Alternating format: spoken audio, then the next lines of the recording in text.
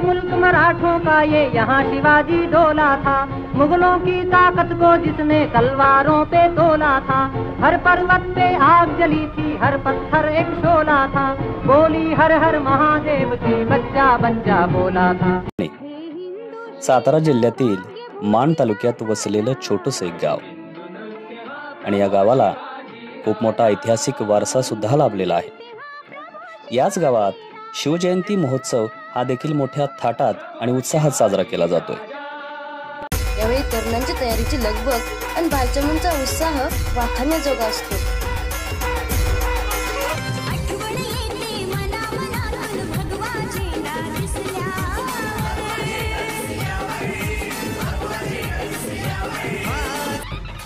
याच गावामध्ये तरुणांच्या हस्ते शिवज्योतींचे प्रज्वलन देखील करण्यात येते।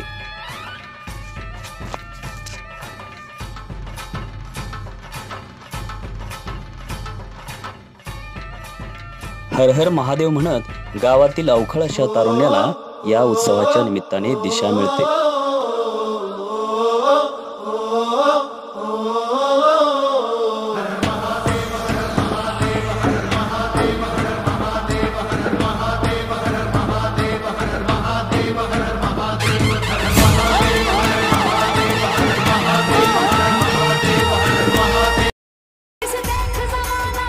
आणि त्यानंतर शिवज्योतीचे स्वागत मोठ्या जय्यत तयारीत केले जाते।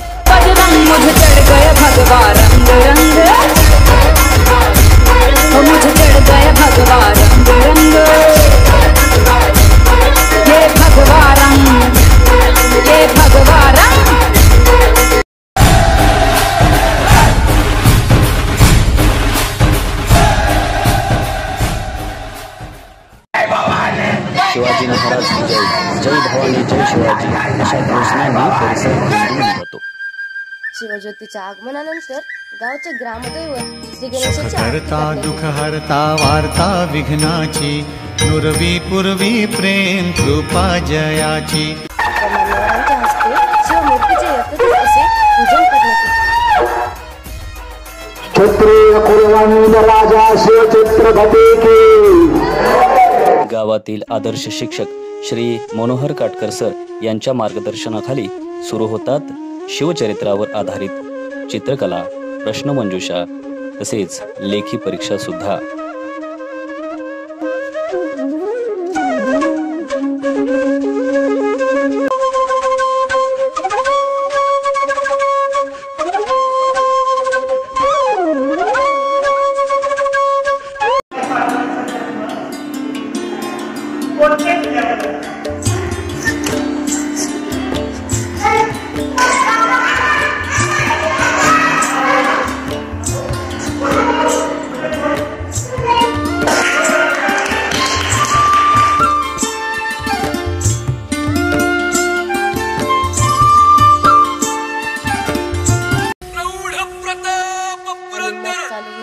शिवगर्जने सहशाही तयारी। सिंहासनाधीश्वर राजाधिराज श्रीमंत श्री श्री श्री छत्रपती शिवाजी महाराज की।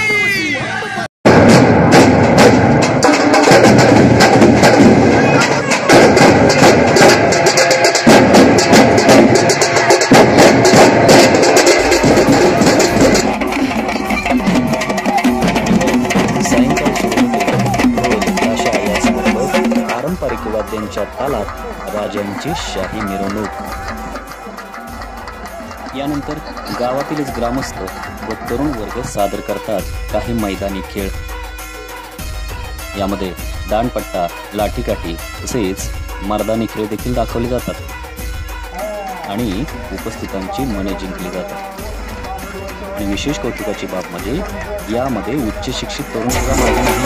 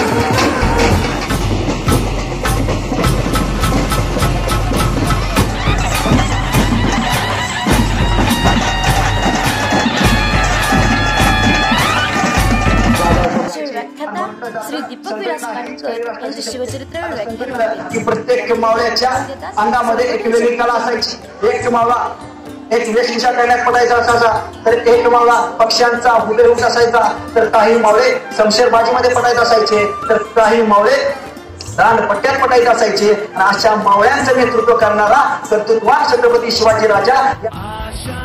आणि मग या सर्वांच्या शेवटी गावातील मान्यवर, सरपंच, पोलीस पाटील तसेच प्रमुख वक्ते या सर्वांच्या हस्ते बक्षीस वितरणाचा कार्यक्रम पार पडतो.